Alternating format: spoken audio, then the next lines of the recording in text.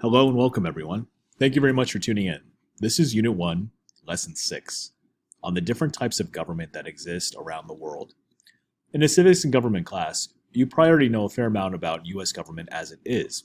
You might, at the very least, know that we are a democratic government and we have a representative democracy because we choose representatives to make decisions and public policies for us that help us govern our lives. However, it's really important to know about the different governments that exist and persist around the world. So today's lesson is going to do just that. And then, of course, the next lesson is going to delve deeper into the different types of lifestyles that citizens endure under different types of government. Let's go ahead and get started. Before I do, please let me encourage you to open up your Google Doc for today's lesson and type in any content and or answer key concept questions that exist throughout the document as we go. Remember, you can replay any part of this presentation that you might need for help and clarity. So how do we classify governments around the world? To classify governments, historians typically look at three things: who can participate in the governing process, the geographic distribution of governmental power, and the relationship between the legislative and executive branches of government.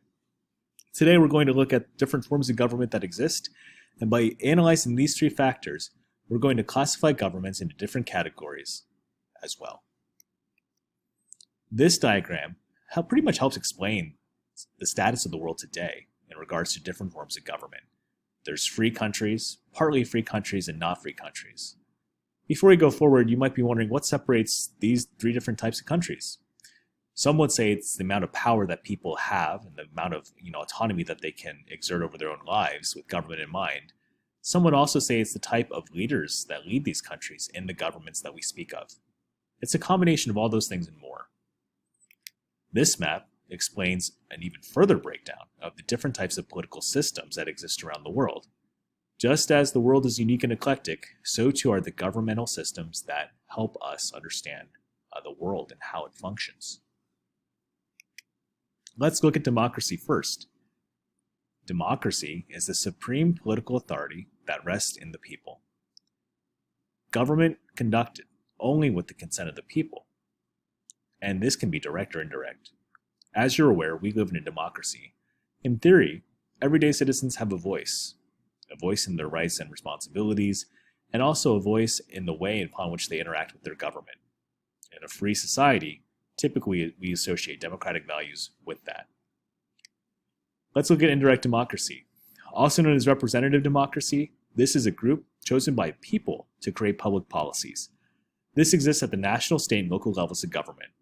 An example of this would be the United States of America, because we choose representatives to help govern our country and to lead us. There's also direct democracy. This is also known as pure democracy. The people themselves create the public policies and make decisions. Now, it should be noted that this only works at small or local levels.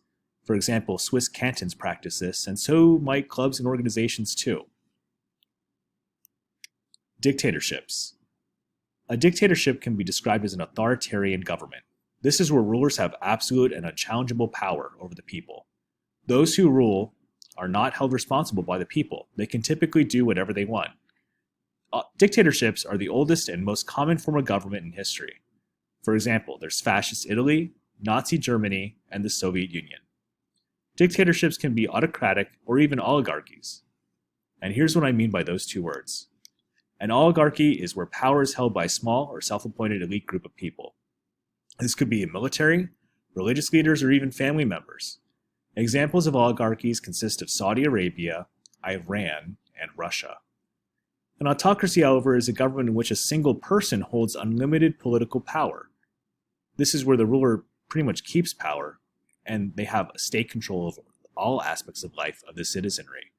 An example of this might be North Korea, Syria, Zimbabwe, and Belarus in Europe.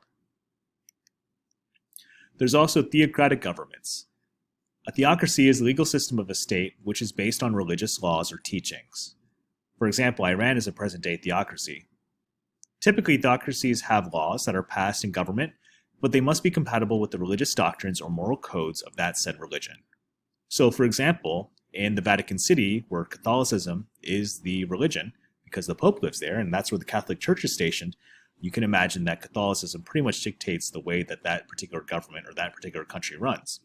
The same thing could be said true of, say, maybe Middle Eastern countries that are heavily influenced by Islam, and they might have those Islamic influences in government today.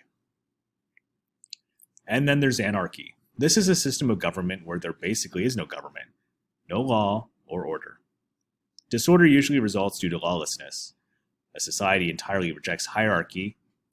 An example of an anarchy might be Somalia in Africa, South Sudan, small autonomous municipalities that do not subscribe to any form of governmental rule. When we look at governments, we also must look at the geographic distribution of power.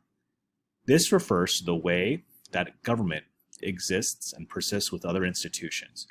There's unitary governments, federal governments, and confederate governments. Real quick in a nutshell, a unitary government is a central government which creates local units of government for its own convenience, whereas a federal government has a national government and then states are co-equal partners. And then there's confederate governments, which is where most power belongs to the local, regional governments. There's advantages and disadvantages to all three styles of governments. So a centralized government is often called a unitary government, where all powers are held by a single central agency. Most governments are unitary in the world. Great Britain, for example, has a parliament which holds all the power. It's not necessarily a dictatorship, but the power is definitely centralized. Then there's the federal government, one where powers are divided between central and local powers. For example, the United States of America has a national government with certain powers, and states have other types of responsibilities and rights. And those actions can, of course, be present during different times. This is determined by the U.S. Constitution. There's also the Alliance of Independent States, or a confederation. A confederation is where a central power only can handle the things that the states allow it to do. There are limited powers in foreign affairs and defense. For example, if you remember learning about the Confederacy, you could say that the Confederate States of America is an example of that. And the European Union, too, is a modern-day example of a confederation. There still is power in the different types of organizations that exist and persist from all three types and styles of government. Let's look at presidential governments here. As we said before earlier on, looking at legislative and executive relationships is a key way of classifying governments. In a presidential government, the separation of executive and legislative branch are key to understanding that they are co-equals. The president is chosen by the people and holds office for a fixed term. The president has some powers, but they're not controlled by the legislature. They can pretty much act on their own. But the powers and separation are dictated by the Constitution. For example, in the United States, the President of the United States can act on his or her own. And in some ways, of course, they definitely need the legislature too. But it should be noted that those two separate bodies act sometimes at cross purposes. Then there's parliamentary government. The executive branch is made up of a prime minister or premier and their cabinet. The prime minister is the leader of the majority party in the legislature, so they're part of the legislature and chosen by it. They remain in office as long as the rest of the legislature supports their policies. A vote of no confidence forces the prime minister and their cabinet to resign. The makeup of the majority or governmental party. Of course, this consists of the different ways that most of the governmental systems operate in the world. This eliminates some of the deadlock that exists in presidential government. For example, right now, many people would say American government is divided. However, parliamentary governmental systems are able to work together sometimes to move an agenda forward. At this time, please go ahead and fill out your graphic organizer or the notes that you have to make more sense of the different types of government that exist in the world. Please remember you can replay any part of this presentation that you need for help or for clarity. Thank you very much.